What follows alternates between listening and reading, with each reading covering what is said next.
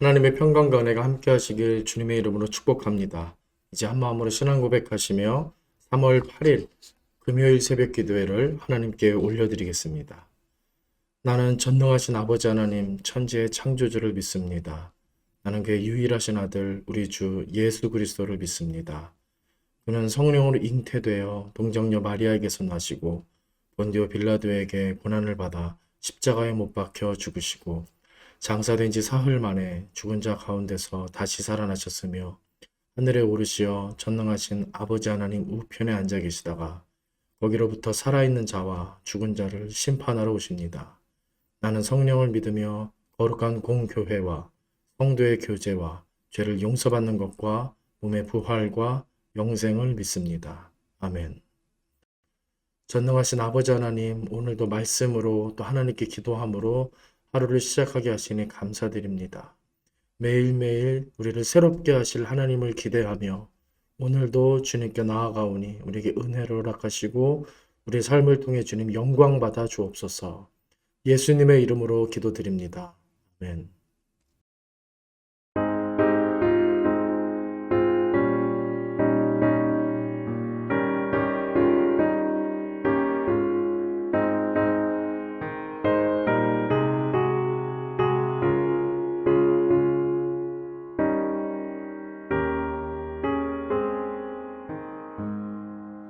어두운 내 눈 밝히사 진리를 보게 하소서.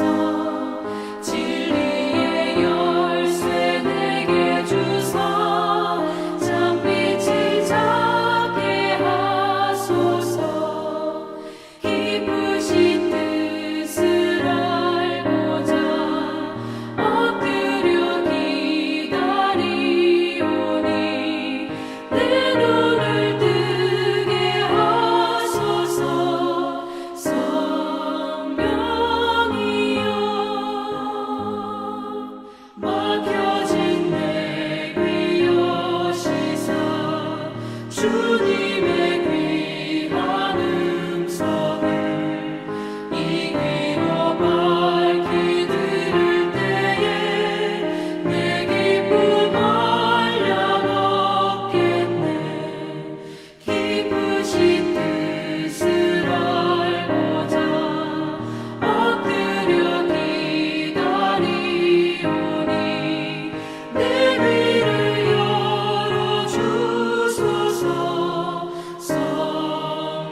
성령이여 봉해진 내 일며시사 복음을 널리 전하고 차가운 내 맘 녹여주사 사랑을 하게 하소서. 깊으신 뜻을 알고자 엎드려 기다리오니 내 입을 열어주소서. 성령이여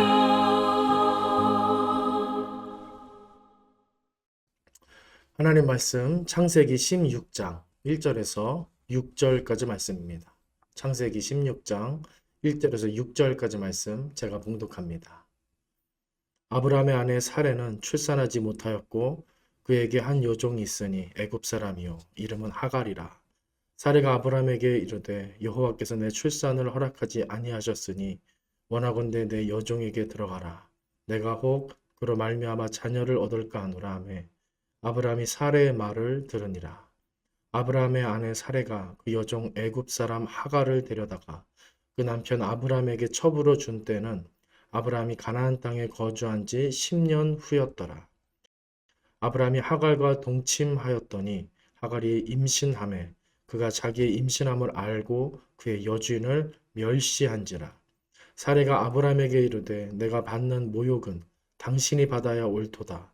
내가 나의 여종을 당신의 품에 두었거늘 그가 자기의 임신함을 알고 나를 멸시하니 당신과 나 사이에 여호와께서 판단하시기를 원하노라. 아브라함이 사레에게 이르되 당신의 여종은 당신의 수중에 있으니 당신의 눈에 좋을 대로 그에게 행하라 하매 사레가 하갈을 학대하였더니 하갈이 사레 앞에서 도망하였더라. 오늘 본문은 사실 굉장히 당황스러운 이야기입니다. 앞뒤에 있는 15장과 17장과 비교해 봐도 너무 의외의 사건이기 때문입니다. 하지만 또 하나님이 아브라함을 부르시는 장면이 나오는 12장에서부터 지금까지의 맥락을 가만히 살펴보고자 또 한다면 인간적으로 어느 정도 또 오늘의 이 이야기가 이해가 되기도 하는 그런 안타까운 장면이라고도 볼 수 있습니다. 오늘 이야기에서 중요한 인물은 하갈입니다. 그가 뭘 했다기보다는 이야기의 가장 큰 테마가 되고 있는 인물입니다. 하갈 하면 대부분 어떤 상황인지 머릿속에 떠오르실 겁니다. 원래 아브라함의 본처는 사레입니다. 하나님은 갈대아 우르에서 살던 이 두 부부를 불러내어서 약속의 땅 가나안에 오게 하셨습니다. 그리고는 복의 근원이 되게 하시며 자녀를 낳지 못했던 이 부부에게 자녀의 복을 약속하셨는데 하늘의 별들처럼 너희 자손들이 많아질 거다. 그렇게 약속을 하셨던 겁니다. 그런데 아브라함은 이 가나안에 기근이 들자 곧바로 애굽으로 피신을 가는 불신의 행보를 보였습니다. 그리고 15장에 와서는 언약을 다시 상기시키는 하나님께 자포자기한 듯 나는 자식이 없으니 복을 주시려거든 함께 지내는 다메섹 사람 엘리에셀을 상속자로 세우겠다고 그렇게 투정을 부리기까지 합니다. 하지만 하나님은 다시 한번 네 몸에서 날 자가 네 상속자가 될 거라고 못 박아서 말씀을 하십니다. 그렇게 세월이 계속 흐르는 과정에서 하나님의 약속을 못 믿어한 이 두 부부는 오늘 본문 16장에 와서는 아예 단정을 짓는 것입니다. 당시 고대 근동사회에서는 결혼을 할 때 계약서를 썼는데 그 내용 중에서 아내가 아이를 출산하지 못하면 노예를 직접 데려와서 남편에게 주어 아이를 생산하게끔 한다는 조항이 있었다고 합니다. 그리고 그 아이는 본처의 아이가 되는 것입니다. 그 법에 따라 사레는 아이를 낳지 못하고 계속 나이만 먹어가는 자기의 처지를 생각하면서 남편 아브라함에게 종 하갈을 들여보냈고 아브라함은 아내의 말을 묵묵히 따른 것입니다. 그리고 하갈은 바로 임신하게 되었는데 당신은 아이를 갖는 것이 굉장한 유세가 되기 때문에 본처인 사레를 업신여기기까지 했던 것 같습니다.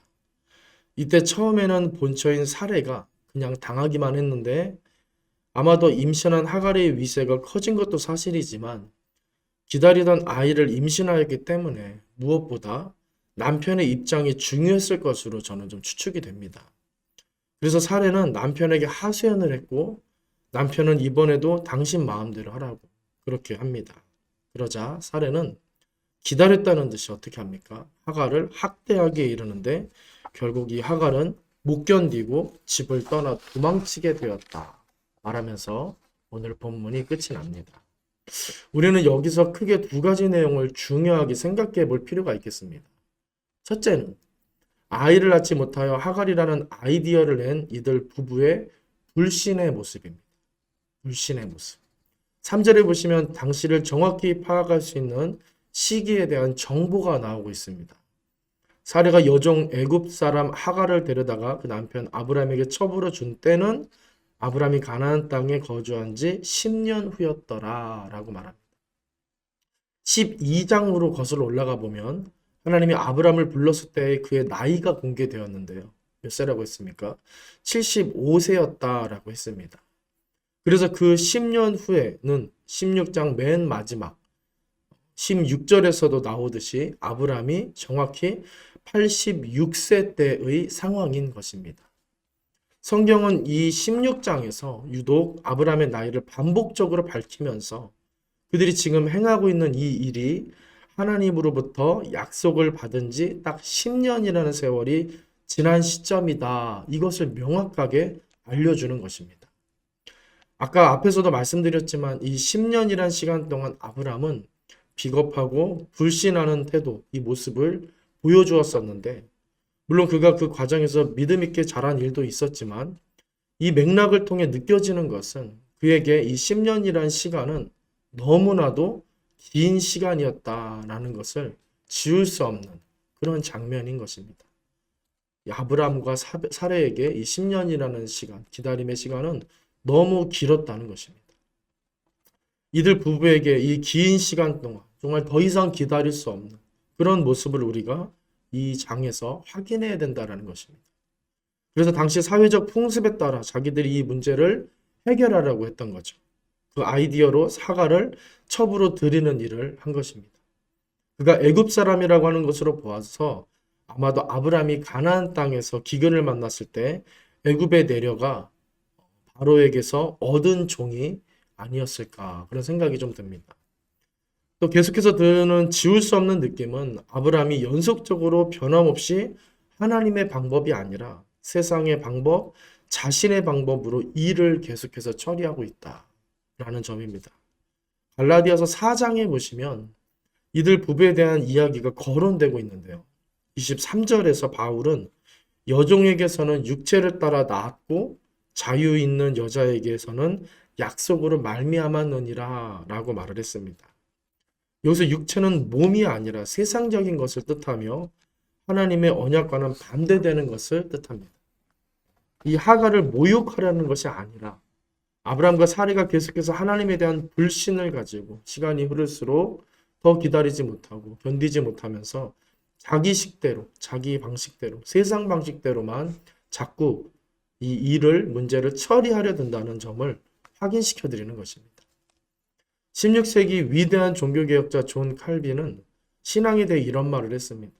신앙의 정점은 기다림이다. 신앙의 정점은 기다림이다. 아마도 아브라함과 사라의 마음속에는 나이가 점점 들고 세월이 흐르면서 육신적으로, 세상적으로 생각할 때 이건 안 되는 일이다. 이건 하나님도 안 되겠다. 하는 불신의 마음이 든 동시에 우리가 일이 되도록 좀 도와드리면 어떨까? 우리가 좀 해보면 어떨까? 하는 마음도 들지 않았을까 싶습니다. 아마도 사울도 블레셋과 전쟁을 벌일 때 사무엘이 늦자 비슷한 마음으로 제사를 직접 진행했던 게 아닐까. 그렇게 해서 정말 불순종을 행하지 않았을까라는 생각도 함께 드는 것입니다. 사실 이것은 기특한 생각처럼 보이기도 하지만 어떻습니까? 참 위험한 발상인 것입니다. 이 바로 직전인 앞에 있는 15장에 가보시면 하나님은 아브라함과 굉장히 엄숙하고 무서운 계약을 체결하시면서 감행하십니다. 소와 염소와 양, 비둘기로 칼로 이들의 몸을 반으로 잘 갈라서 그 사이에 횃불이 지나가게 하면서 너와 나의 언약이 이와 같이 성사되었다. 파기하는 쪽은 이 쪼개진 짐승들처럼 변을 당하게 된다라고 하는 아주 무섭고 끔찍하면서도 정확한, 엄숙한 계약 체결을 그렇게 하신 것입니다. 이에 대해 우리가 알 수 있는 것은 하나님이 원하시는 것은 언약을 기다리고 기억하는 것이지 다른 수를 써서 해결하는 것이 아니라는 점입니다. 그래서 17장에 가보시면, 다음 장인 17장에 가보시면 이에 대한 하나님의 감정과 표정을 예상할 수 있는 말씀이 나오는데 16장 끝에서, 오늘 본문이 속한 16장 끝에 보면은 아브라함의 나이가 86세로 언급이 되면서 바로 17장 1절에서 뭐라고 하냐면 아브라함의 나이 99세에 하나님이 아브라함에게 나타나셨다, 이렇게 이어지고 있는 장면의 말씀이 있습니다. 그러니까 오늘 이 일이 있고 나서 정확히 몇 년입니까? 13년이라는 시간 동안 하나님은 아브라함과 사레에게 침묵하셨던 겁니다. 언약을 파기한 이들에게 좋지 못한 감정을 갖고 계셨고 그래서 이들을 피하셨던 겁니다.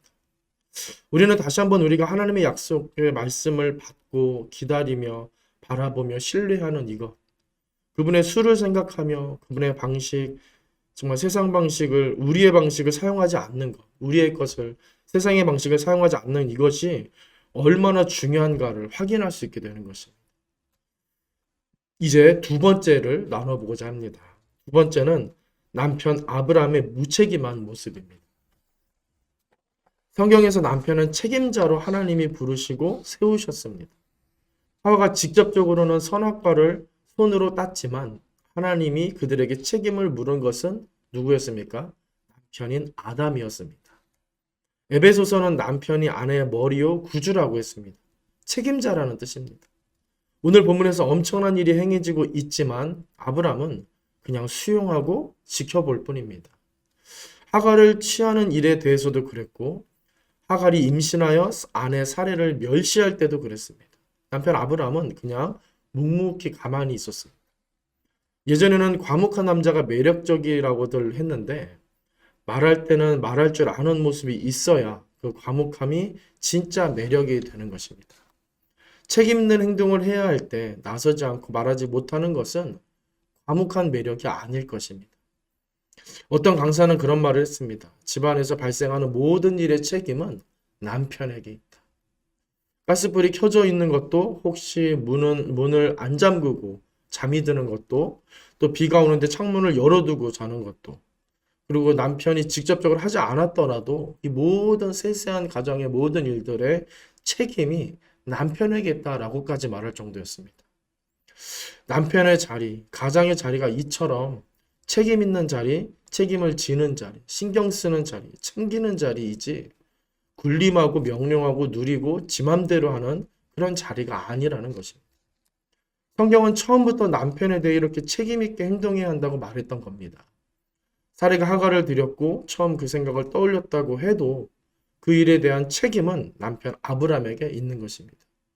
그리고 그 일로 아내가 어려움을 당하게 되었을 때 역시 그 일의 해결을 남편이 나서서 해 주어야만 했던 것입니다. 모세도 초기에 살짝 이런 면이 엿보일 때가 있었는데 아브람 역시 위대한 인물치고는 참 무책임하고 의식이 부족한 그런 모습을 보일 때가 많이 있는 것입니다. 결국 이 모든 일을 정리하시고 당신의 선하신 뜻으로 회복하시고 성취하시는 분은 하나님이십니다. 그분은 우리가 영원하고 든든한 우리의 남편이 되셔서 우리의 죄악의 대가를 감수하시고 책임지시는 그런 참된 남편이 되어주시는 것입니다.